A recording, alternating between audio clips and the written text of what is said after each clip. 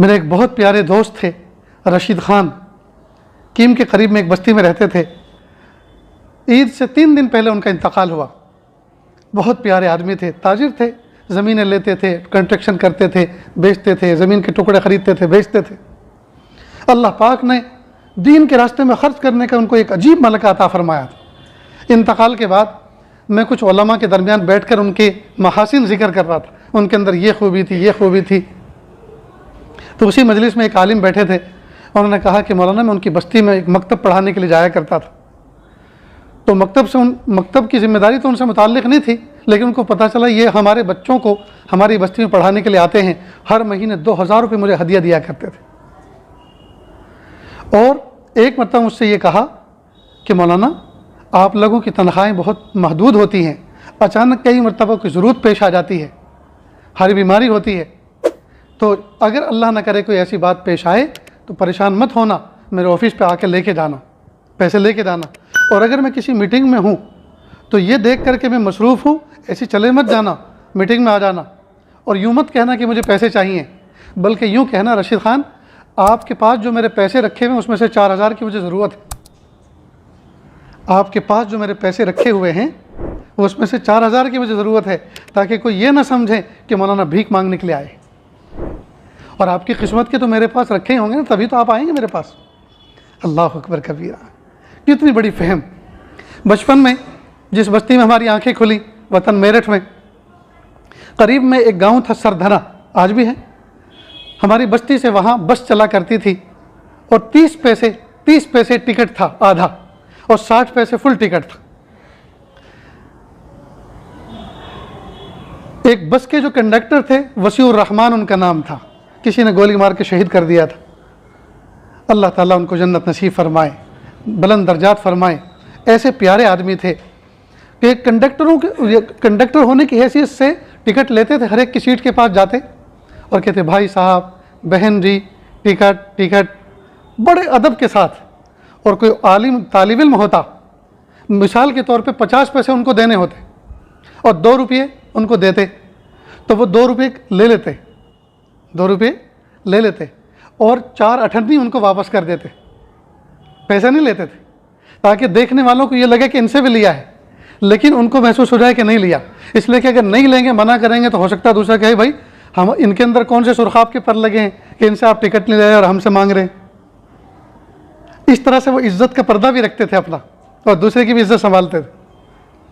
تو اگر مثال کے طور پہ کسی سے 50 پیسے ٹکٹ لینا ہے جی، اور اس نے 2 روپے دیے، تو وہ 4 اٹھنی واپس کر دیتے تھے کہ آپ سے نہیں لینا، اس طرح سے۔ تو اللہ کے نیک بندے ایسے بھی ہوتے ہیں۔ تو دیکھو کرنے والے کام تو کیسے کیسے کر کے گئے، اور کیسے اعمال۔ ترکیسر کے اندر ایک خاتون تھی، پچھلے سال ان کا انتقال ہوا، جمعہ کا مبارک دن، عصر کا وقت، باوضو اور نماز کے لیے کھڑی ہوئی، نیت باندھی، سینے میں درد ہوا، بیٹھ گئی اور روح قبض ہو گئی، اور یومیہ 10 پارے قرآن پاک کی تلاوت کرتی تھی، یومیہ 10 پارے قرآن پاک کی تلاوت کرتی تھی۔ میرے بھائیوں، کرنے کے تو بہت سے کام ہیں، اور کام کرنے کے لیے الگ سے کوئی زندگی لانے کی ضرورت نہیں ہے، کرنے کے لیے الگ سے کوئی زندگی میں وقت نکالنے کی ضرورت نہیں، یہی روٹین کے کام کرنے ہیں۔ دیکھو صحابہ کرام نیکی کے لیے الگ سے وقت نکال کے نہیں بیٹھتے تھے۔ آپ کتابیں اٹھا کر دیکھیں، مسجد نبی صحابہ سے ہر وقت بھری رہتی ہو اور وہ سجدے میں روتے رہتے ہوں اور تسبیح پڑھتے رہتے ہوں، ایسی مثال نہیں ملے گی۔ وہ تاجر بھی تھے، وہ آجر بھی تھے، ان کے بیوی بچے بھی تھے، وہ نکاح بھی کرتے تھے، وہ سفر بھی کرتے تھے، وہاں غمی بھی تھی، خوشی بھی تھی، سارے کام تھے۔ یعنی یوں سمجھے ہمارے دور میں جو کام ہیں وہ ان کے دور میں تھے۔ ان کو کھانے پینے کے لیے جی اپنی روزی تیار کرنی ہوتی تھی، اللہ سے لینی ہوتی تھی، اس کے لیے اسباب اختیار کرنے ہوتے تھے۔ یہی کام ہم کرتے ہیں، وہی وہ کرتے تھے۔ ہمارے بھی نکاح ہوتے، ان کے بھی نکاح ہوتے تھے، ہمارے یہاں بھی بچے ہوتے، ان کے یہاں بھی بچے ہوتے تھے، ہم بھی سفر کرتے ہیں، وہ بھی سفر کرتے تھے، ہمارے یہاں بھی خوشی غمی آتی، ان کے یہاں بھی خوشی غمی ہوتی تھی۔ لیکن اللہ کے محبوب صلی اللہ علیہ وسلم کی صحبت مبارک میں بیٹھ کر انہوں نے زندگی کو گزارنے کا طریقہ سیکھا تھا، بس اسی طریقے کے مطابق ہم اپنی زندگی کو گزاریں، بس ہو گیا کام، اور کیا کرنا ہے۔ وقت پہ نماز پڑھیں، وقت پہ نماز پڑھیں، حلال روزی کو حلال طریقے سے ترتیب سے کمائیں، وقت پہ سوئیں، وقت پہ اٹھیں، وقت پہ تلاوت کریں، وقت پہ ذکر کریں، جھوٹ نہ بولیں، امانتداری کے ساتھ زندگی گزاریں، بدمعاملگی نہ کریں، لڑائی جھگڑا نہ کریں، محبتوں کے ساتھ رہیں، الفت تقسیم کریں، خندہ پیشانی کے ساتھ ملیں، اپنی ذات سے کسی کو تکلیف نہ پہنچائیں۔ محبوب صلی اللہ علیہ وسلم نے فرمایا المسلم من سلم المسلمون من لسانہ ویدہ، او کما قال علیہ الصلوۃ والسلام، کامل مسلمان وہ ہے جس کی زبان اور ہاتھ کے شر سے دوسرا مسلمان محفوظ رہے۔